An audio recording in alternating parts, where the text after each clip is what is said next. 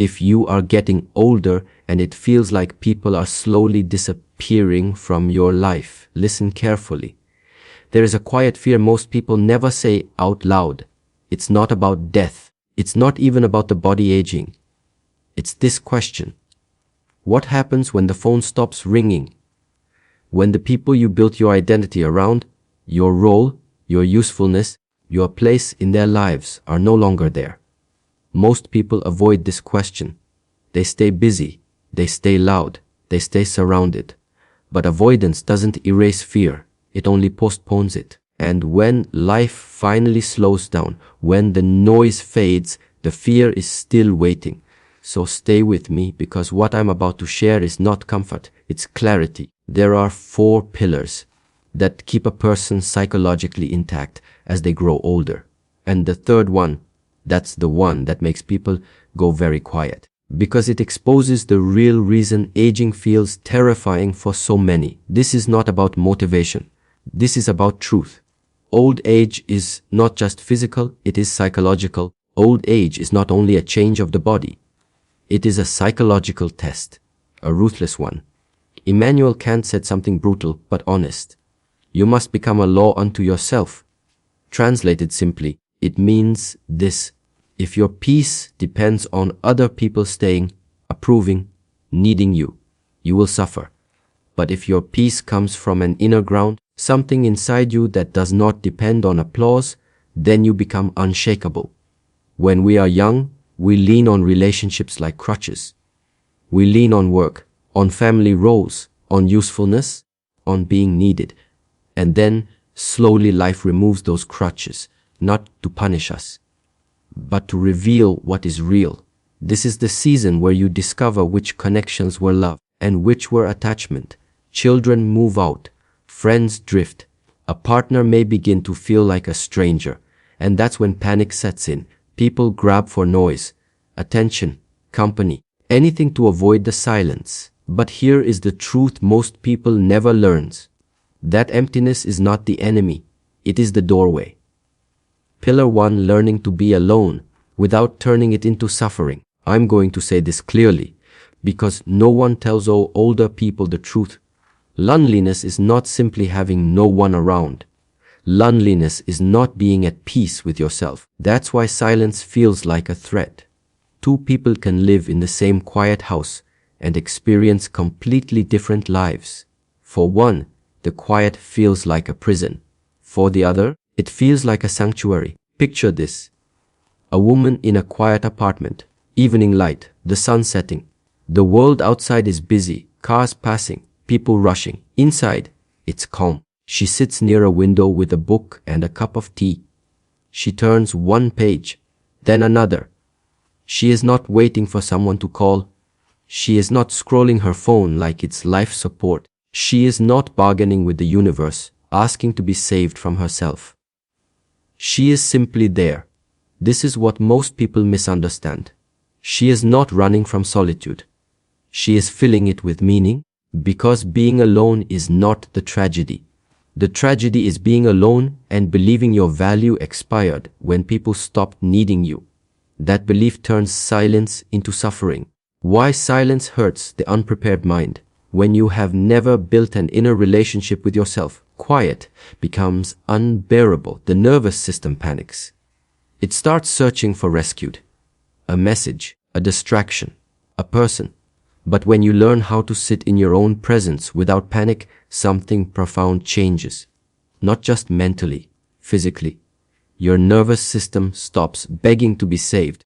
And that is freedom. Real freedom is when your body no longer believes someone else must rescue you from yourself. And I know for many people this sounds impossible, because your whole life you were trained to be useful, to be needed, to be the provider, the caretaker, the one who holds everything together. So when those roles fade, it feels like you are fading. But listen carefully. You are not fading. You are being called back. This pillar is not about rejecting love or becoming cold. It is about refusing to make other people your oxygen. It is about learning how to breathe inside your own life again. So ask yourself honestly, and don't rush the answer. When you are alone, do you feel peace? Or do you feel punished? If being alone feels like punishment, it does not mean you are broken. It means you were never taught how to belong to yourself, and that can be learned. Slowly, gently, one quiet evening at a time. Pillar 2 structure is not control, it is survival. This is where most people make a mistake. They try to fix loneliness by adding people, but they ignore the second pillar. Your day needs structure. Not rigidity, not obsession, structure. Because chaos on the outside slowly becomes chaos on the inside, especially as you get older, when life was crowded with work, children, noise, and obligation. Disorder hid in the background. But when things quiet down, disorder becomes loud. Order is not just about cleaning. Order is emotional hygiene. When you organize your space, you are not just moving objects. You are sending a message to your nervous systems. I am in control of my environment. I am safe here. The weight of unfinished emotional objects. I have seen this many times. Closets full of clothes not worn in decades. Broken lamps meant to be fixed someday. Drawers stuffed with letters, photos, objects from lives that no longer exist. People call this sentimental. They say, I might need this someday. I can't throw that away. It reminds me of someone. But here is the truth most people avoid. That is not nostalgia. That is grief that never had a place to go. So it settled into furniture.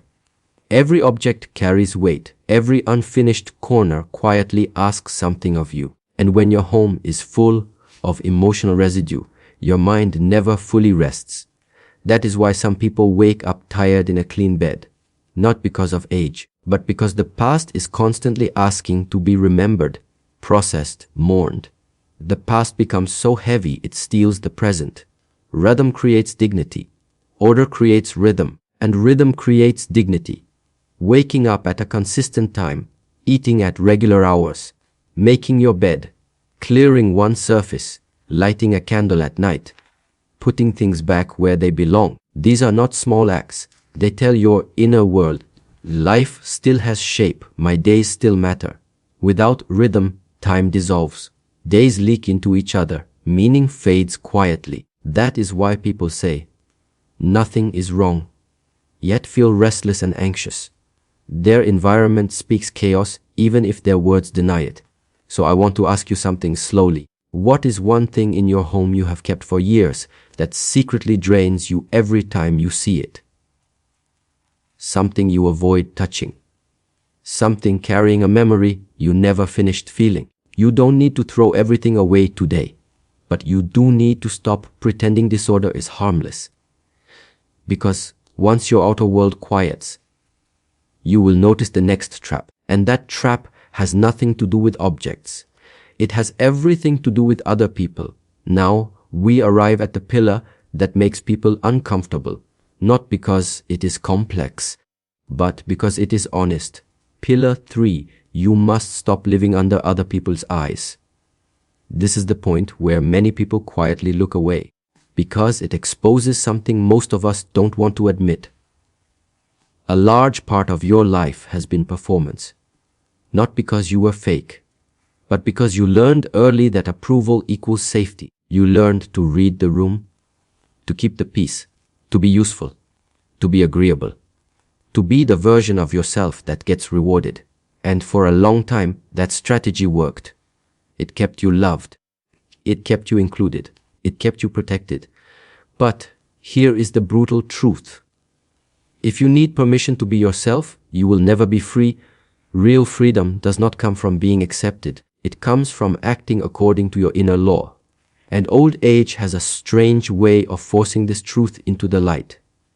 Because when the body changes, when social roles shift, when the circle gets smaller, the audience thins out, and suddenly a terrifying question appears. If nobody is watching, who am I? The prison of approval. Let me give you a simple, ordinary example. There is a man in the neighborhood who argues with his wife every night. Raised voices, doors closing, that heavy silence afterward. But the next morning, he's outside, smiling, shaking hands, telling everyone, we're doing great. Life is good. Why? Because many people don't live their lives, they perform them. Other people's opinions become mirrors for their fear. Fear of being judged, fear of being exposed, fear of admitting the truth. So life becomes a stage. You start making choices based on what will look right, what will stop people from talking, what will make the family proud, what will keep shame away. And slowly, quietly, you disappear behind the role. Why old age humiliates the need to impress. Old age does something ruthless and necessary. It humiliates the need to impress. Not out of cruelty, out of exhaustion. Because the cost becomes too high. You can't keep proving yourself forever. You can't keep auditioning for love. You can't keep editing your truth so others stay comfortable. And honestly, you shouldn't have to. There is a peace that arrives when you stop explaining, when you stop defending, when you stop needing to be understood by people who are not even honest with themselves. I know what some of you are thinking. If I disappoint them, I'll be alone. But listen carefully. If being accepted requires you to betray yourself, you were already alone. You were just surrounded. So I want to ask you something that may hit you deep. Whose opinion are you still trying to outrun? Your parents, your communities, and exes, your children's? Or the harshest one of all, your younger self, the one who believed life had to look a certain way to be worth living? The moment you stop living for their eyes, you finally come home to your own. Pillar 4. Staying loyal to yourself without applause. This is the deepest pillar. The one that decides whether your later years feel empty or sacred. Because here is what no one prepares you for. As you get older, the world slowly stops assigning you a purpose. You are not needed in the same ways. You are not praised in the same ways. You are not called as often. And if your worth was built on usefulness to others, this stage of life can feel like disappearing. But you are not disappearing. You are being asked to choose yourself on purpose, without applause, without witnesses. And this is where many people get it wrong. They think meaning has to be big, a grand mission, a dramatic comeback, a new identity, a new relationship. No. In old age, meaning is usually built through small sacred acts. The quiet rebellion of meaning. Picture a woman who puts on lipstick every morning, even when nobody is coming, not to impress anyone, but because she refuses to treat herself like she doesn't matter. She makes coffee just to smell the morning. That smell is her way of saying, I'm still here. This day is real. She reads poems out loud to her cat.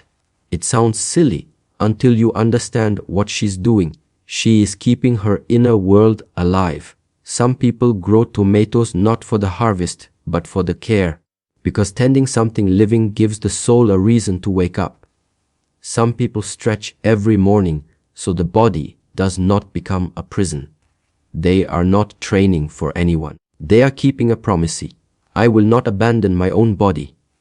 Some people write one paragraph a day. Not for fame, not for money, but because when time moves fast, writing is proof you existed. One sentence can be a lighthouse. Why these small acts matter so much? These acts look small, but they are rebellion. They are rebellion against the idea that if no one is watching, it doesn't count. They are rebellion against the story that says your value expires when your social role fades. They are your soul saying, I still matter. And when you stay loyal to yourself in these quiet ways, something shifts. You stop waiting for life to start again. You stop begging other people to give you meaning. You become the source. The question that changes everything. So here is what I want from you. Because I know someone listening needs permission. What is your one small ritual that makes life feel real? Making your bed, lighting a candle, taking a slow walk, playing one song you love, writing a few lines, watering a plant. It doesn't need to be impressive. It needs to be yours. If you want, share it in the comments. Not for validation, but because someone else reading it might realize they are not alone. what aging is really asking of you. Aging is not asking you to disappear. It is asking you to become rooted, to be alone without misery, to build order and rhythm, to stop living for judgment, to stay loyal to your inner meaning. Old age is not the end. It is not a punishment. It is the moment life strips away what is temporary, roles, noise, approval, even certain relationships, so you can finally meet what is true. And what is true is this: you were never meant to survive on other people's attention. You were meant to become grounded in yourself. Freedom is not the absence of limits. Freedom is living by your inner law, even when the world grows quiet, even when nobody claps, even when you are no longer needed in the old ways. As Kant said, a person must be a law unto themselves, not a slave to external influence. If this resonated, write "I choose myself" in the comments and tell me which pillar you are building first. 1. Being alone without suffering. 2. Order and rhythm. 3. Freedom from approval. 4. Loyalty to inner meaning. Because the moment you choose yourself, this chapter stops being a loss and becomes the most honest life you've ever lived.